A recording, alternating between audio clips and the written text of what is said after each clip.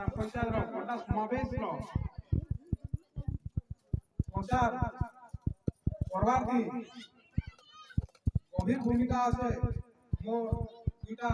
सामाजिक भाई मानकर युक्त समाजिक बंधु भी एवं गुलाम भाईना भाई को मैं अनुरोध करमी दुई जन हम के सामने के आबे जे कि समाज रो समावेश के ऑल इंडिया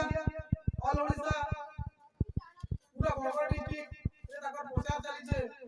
एवं सुमने गां गां रे लोकर पाके पुछुजन ताकर न्यूज करबे जेति लागि समाज किसी पैसा खर्च करता सामाजिक करता एक पैसा देले एडवर्टाइजमेंट कर दे बाहर कराते काबो लेके जे करता कि बिना मूल्य रे सुमने समाज में जे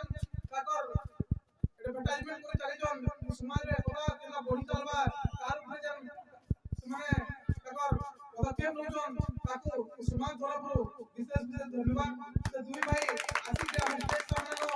ये प्यारी की एकादश जो भाई पॉइंट नेले बहुत भले दा बोली आशा करछे आज के लोग के बेसी बाते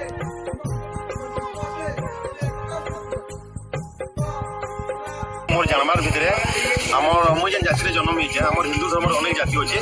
और अनेक जाति भितर आमर लक्षे घर गणा समाज गोटे अन्यतम है जेना कि गोटे बृहत जाति है सब जाति जनसंख्या दृष्टिकोण बहुत